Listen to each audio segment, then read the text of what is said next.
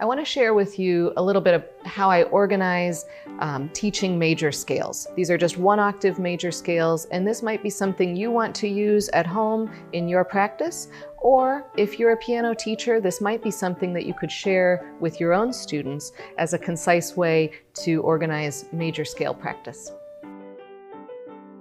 I usually teach major scales in 3 groups. There are 12 total, 12 scales, and you can group them into 3.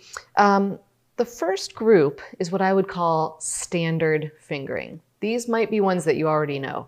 We include C major, G, D, A, and E. Those first 5 scales, they all use the same pattern. And right hand, let's just walk through it with C major. 1, 2, 3, thumb under, and up to the top of the scale. Back to your thumb, cross 3, 2, 1. One more time. Thumb under, after the 3rd note, back to the thumb, cross 3, 2, 1. That's a fingering that we might keep coming back to. Like I said, it's kind of the standard one. Left hand does the same thing, sort of in a mirror image. So I'm starting with 5, walk up to the thumb, cross 3, and on the way back down, thumb after 3. I'm not going to get into all the technique details right now. We're just kind of walking through these in an overview way. Left hand one more time, up to your thumb, cross 3, back down, thumb, and end up with finger 5. So right hand and left hand. Challenge here is that the thumbs cross at different times. Start that as slowly as you need to and apply the same pattern of fingering to G major, D major, A major, E major. As long as you know which sharps to apply, you'll be fine. We're working on 1-octave scales today. Maybe a different day I can show you 2 octaves, but let's keep it to 1 octave for right now. The second group that I like to get into is B major, F sharp, C sharp. Those 3 belong in a group together because the rule for fingering here is look for the groups of black keys, groups of 2, groups of 3. And remember this rule. If it's a group of 2 black keys, I'm going to use piece, 2s and 3s. And if it's a group of 3, 2, 3, 4. Okay? Starting with B major, let's set that up. We're starting with B and then right away group of 2 black keys. Now look where my hands are. I have to begin left hand with finger 4 to make the rule work. Group of 2, thumbs always on white keys, that's easy. Group of 3, what do you need? There's the top of the scale, group of 3 black keys, thumbs on white keys, group of 2, and you've got it. So notice my right hand is actually falling into standard, scale fingering, which we've already learned, but I'm grouping it this way so that you can get into these harder ones also. One more time, B major. Start with 4 in the left. Here we go. Group of 2 black keys, thumbs on the white keys. Back to the group of 3. Here's your thumbs. Believe it or not, that's one of the easiest scales to play. I know teachers who start there rather than C major. The thumbs are happening at the same time. The groups are easy to find. So let's use that to help us with F sharp major. We're beginning with a group of 3 black keys. So think about it. Which fingers touch that group? 2s, 3s, and 4s. Same with both hands. Thumbs are going to play white keys. Here's B. E sharp. Everybody misses E sharp. Use your ear. Does it sound right? One more time. Group of 3, B natural, E sharp. That's a white key sharp.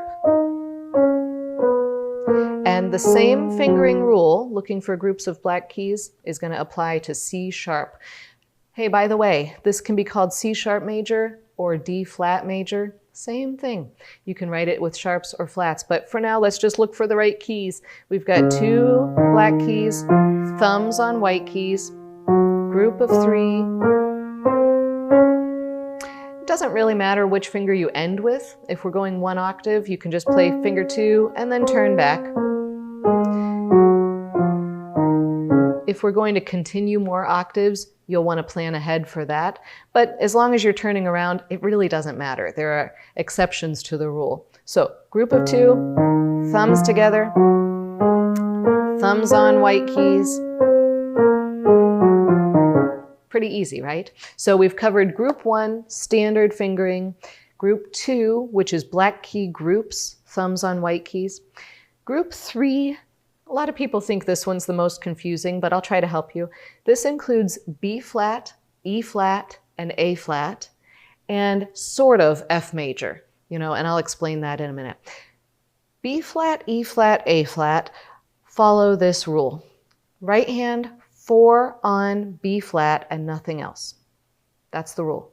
If you can add that into what you're doing, you'll see what I mean. Let's play only right hand for a minute, starting with a B flat major scale. Now, you know how I just said 4 on B flat and nothing else? Well, I'm just about to give you the exception to that rule. As I'm starting the scale, it doesn't matter. If I wanted to really do it, I could start with 4 and cross under, but that's not necessary. So I'm just going to do a quick 2 thumb.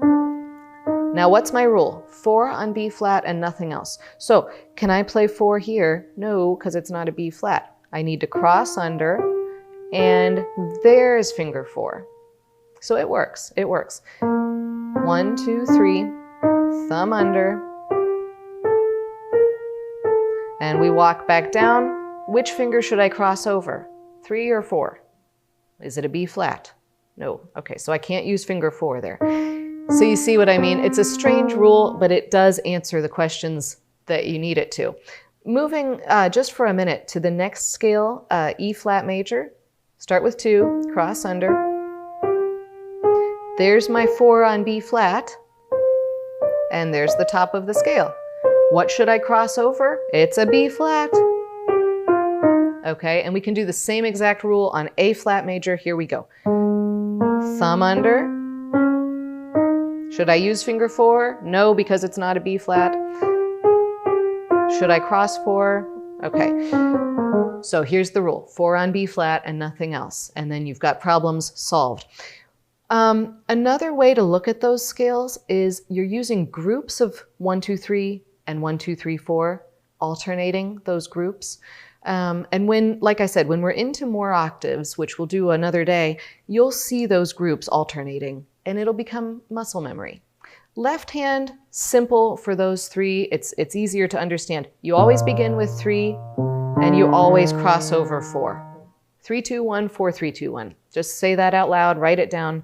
3, 2, 1, 4, 3, 2, 1. Did you notice at the top of the scale, I didn't worry about it too much? I'm about to turn back around, it's fine. 4, 3, 2, 1. If I was going to continue, it would matter. If I'm turning back, it doesn't really matter. Now the challenge here, most people say it's hard to put both hands together. So take your time. Finding out where it's a 3 and where it's a 4. The problem is that they don't match in both hands. You won't have 3s at the same time or 4s at the same time. So there's a little bit of that coordination feeling. Left hand, like I said, 3, 2, 1, 4, 3, 2, 1. That applies to E flat and A flat also. Last scale, I promise, is F major, and this one's easy. It belongs with the final group because there's our rule, 4 on B flat. But it's a lot like our first group with standard left hand, crossing 3, thumb under. That matches, C major and all the rest. When we put those together, thumbs line up. So this one, it's good to find that, but it's also bad because you end up with a loud clunk. Be careful. So you're going to smoothly get through that thumb and up to F, thumbs together, cross 4, and there you go, F major. So one last time, we have our first group, C, G, D, A, and E. They all match with a standard scale fingering.